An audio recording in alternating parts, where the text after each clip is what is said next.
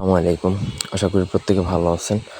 আজকে আমি আপনাদেরকে শত্রুকে মারণ বান মারা বা শত্রুকে বান মেরে একবারে শেষ করে দেওয়ার একটা বিদ্যা দেখাবো। আপনারা চাইলে করতে পারেন যদি আপনি মনে করেন পারবেন। সঠিক যদি নিয়ম হয় তাহলে আপনারা নিজে করলে হবে, আর যদি মনে করেন আপনারা আমাদেরকে দিয়ে করাতে চান করাতে পারেন। এছাড়া বানজাদের নচটন মারণ স্তম্ভন আকর্ষণ বিদ্বেষণ ইত্যাদি যে কোনো কাজ করাতে চাইলে স্ক্রিনে দেওয়া নাম্বারে সরাসরি ফোনে হোয়াটসঅ্যাপে অথবা এর মধ্যে যোগাযোগ করে যে কোনো কাজ করাতে পারেন। দেশে বা দেশের বাইরে থেকে অনেকে বলে নাম্বার পাচ্ছে না। ভাই, প্রত্যেকটা ভিডিওতেই আমাদের নাম্বার দেওয়া থাকে, যে কোনো প্রয়োজনে যোগাযোগ করতে চাইলে করতে পারেন। তো এই নকশাটা হচ্ছে একটা মঘা নকশা।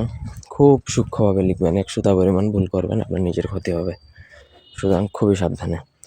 আপনাকে ওয়ার্ক ওয়াবিট পেপারের মধ্যে লিখতে হবে। ওয়ার্ক ওয়াবিট কাগজ আমাদের থেকে নিতে পারেন এবং লিখতে হবে হচ্ছে অরিজিনাল কামসিঁদুর দ্বারা। পুরোটা নকশাই লিখতে হবে আপনাকে অরিজিনাল কামসিঁদুর দ্বারা।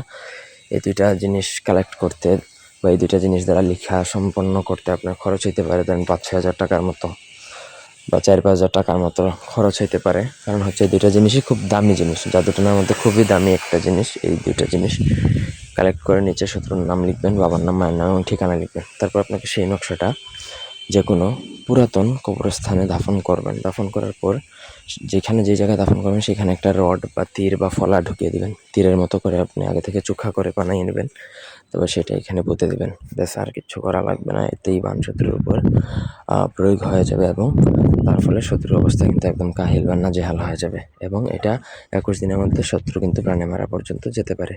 সুতরাং বুঝতেই পারতেছেন কতটা খতরনাক। এই ছিল আজকের ভিডিও। ধন্যবাদ।